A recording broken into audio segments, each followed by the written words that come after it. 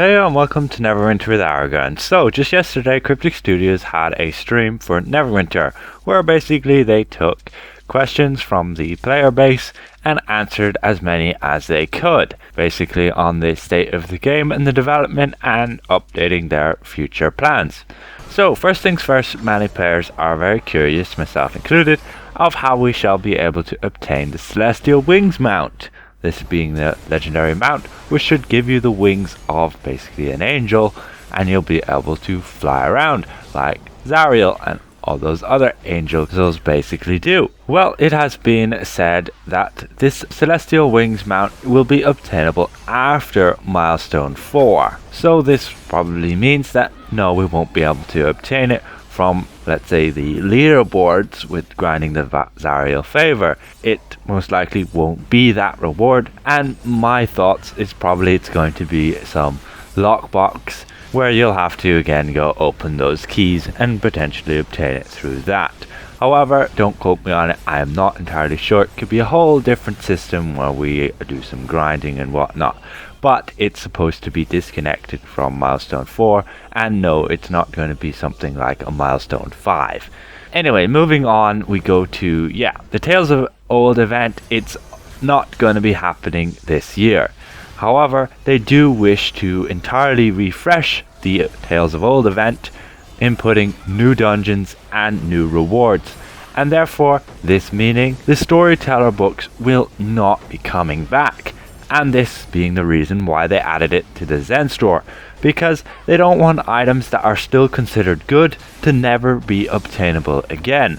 After a period of time, it's been quite a while now since these books have been out, they will basically create an alternate way where you can obtain these rewards, and therefore the easiest method is to just stick them in the Zen market.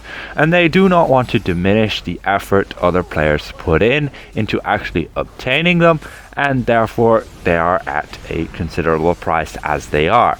You are able to obtain it from other players and such because they're unbound when you purchase them from the store, so there is still that whole aspect where you can trade with other players, etc. And yes, they are still trying to find a balance for this, where so that people don't feel butthurt that you're able to now go and buy the items. This is only there for items that have been in the game for quite some time, and they're removing the method where you would be able to originally obtain them. For example, they're removing the rewards from the Tales of Old event, and they want to input new ones, and therefore they've put now the books on the Zen market. And it is a limited time, but I'm sure many players, myself included, will buy a numerous amount of those packs and sell them at an increased profit later on. Anyway, moving on, they've had to postpone the rework or the refresh of other events due to the fact of COVID and having to coordinate with that and organizing their teams working from home. So yes, the rework of the Masquerade of Liars event is not happening this year, and thus in a few days, I believe just tomorrow, we shall be getting the Masquerade of Liars. However, it won't be any different to last year. However, we will be getting a new visage for the actual event itself, and this being basically the cryptic visage from the cryptic team. And this, I don't know why they have named it as such, but essentially it's this ghostly figure that you can see on screen here. Anyway, moving on to mounts and companions. First up, the mounts regarding the stackable combat powers from the T-Rexes. This has been stated to be a bug, and they're going to be working on a fix for this. So no longer will we be able to get 45% increased effectiveness on a target regarding damage, and this is going to be nerfed so that we can only have one of that type of mount combat power stacking. I didn't really see it as like the same type of combat power stacking on top of the boss, because they were 3 different types of T-Rex mounts. They were specifically different. You had your Commander, your War Painted, and your King of Spines. They're not entirely the exact same mount, so it seems reasonable that they would stack. but unfortunately they're going to take this away from us. Now, with regards to the magnitude jump, where we have like 3k magnitude from the mythic 100% bolster like tunnel vision or the toad, the intent to balance this is basically to increase all other player powers to be more in line with this. So basically what has happened, right? They went and updated the mount system, and they've updated it so that, yeah, now the max magnitude there is 3000 for a single target combat power.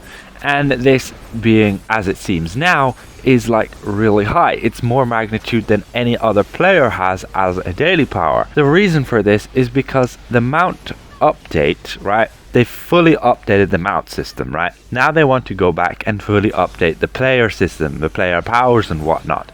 They haven't done that yet. So as of now, the mount power seems to be a whole lot more powerful because it's at that updated state, and we haven't got there as the player powers there yet, where they want to increase our own magnitudes and whatnot. But basically, effectively, that will just end up becoming like a nerf to the mount combat power inadvertently by, basically buffing everything else around it. You can take it as you will. Basically, they're nerfing, that 3k magnitude damage. With regards to the actual mount collars and the amount of cost it takes to upgrade them, for example on Mythic, I believe it's like 3700 you need of that insignia powder. This, they have said is actually quite expensive, and they want to basically make insignias a bit more accessible so this powder won't be as costly. We don't know exactly how they will make the insignias more accessible, possibly increasing the drop rates of them in, let's say, skill nodes and those dungeon chests that you see dotted around like all those other dungeons and whatnot. You occasionally get insignias from them, but they're mostly all green, which you convert to only 2 insignia powder. Anyway, moving on to actually the companions. They have confirmed, yes, the chicken and Exuna, they are performing at a much higher rate than all the other combat companions, and they are performing a lot higher than they had intended them to do so. So in essence, yes, they're going to go ahead and nerf the Exuna and the chicken. However, the intent is to basically buff up all the other combat companions to make them all in line. I'm not sure how they're going to do this, but there is a thin line there of how they will be effective, but not too overpowered and not too underpowered. So it's interesting to see how they will manage to do this and how effective they will actually make combat companions. Now, I don't know exactly when they did this, but effectively they've made it so when your companion is knocked unconscious, when they're basically in a down state, the player doesn't lose the stats that they gain through their companion.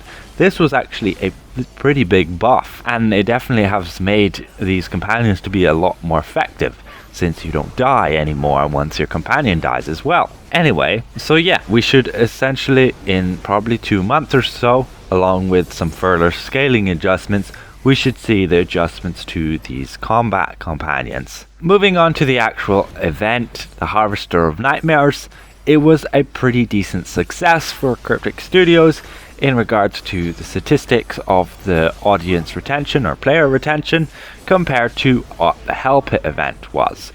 The Harvester of Nightmares is basically like a rework of the Hell Pit event, or basically the same type of event.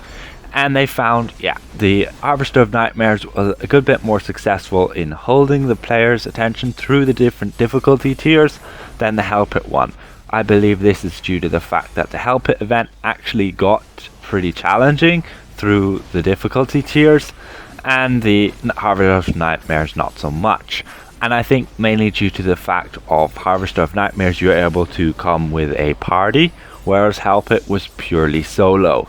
So they're probably going to look at, and they did hint at, that they're going to change to help it up a little bit to be a little bit more engaging for a larger and wider audience. and this is the intent for these types of events. They're supposed to have a large accessibility to a wide range of players, but with making it more accessible, you basically have to make it a lot easier, and therefore it makes it less challenging and kind of more boring. It becomes that daily task which you just have to do every day, and it just can be really boring. So they're trying to adjust this and make it widely accessible yet more interesting. Anyway, finally we have, yes, they hinted at that they do like to make things a more like account wide, so that you'll be able to have alternate characters and not be punished as much. For example, they do wish to introduce a shared bank for the refinement point system,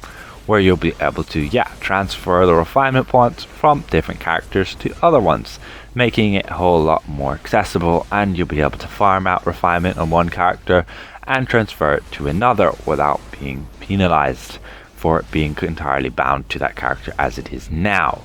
These are all updates that are coming to the future. They've just been starting out with making mounts more account wide, making the Zen Store companions account wide, and they intend to do so with multiple other things, making the game a whole lot kind of more friendly and not so punishing and costly for having alternate characters. Anyway, finally they mentioned that yes, the banners which you obtain through the PvP system, they're currently inaccessible for us at the moment due to the fact of the entire rework of the actual PvP campaign, in essence, and where you gain the boons and whatnot, and you cannot gain that currency or to unlock the actual banners, and they're gonna address this in the near future. So we should look to be able to see that we can obtain these banners, most likely entirely through PvP. Anyway, that is pretty much it for the entire overview of the stream and all those kind of relevant questions. Hopefully I haven't missed anything, and if I presented this well, consider leaving the video a like, and if you're new around here, consider subscribing, and we'll see you guys around. Goodbye for now.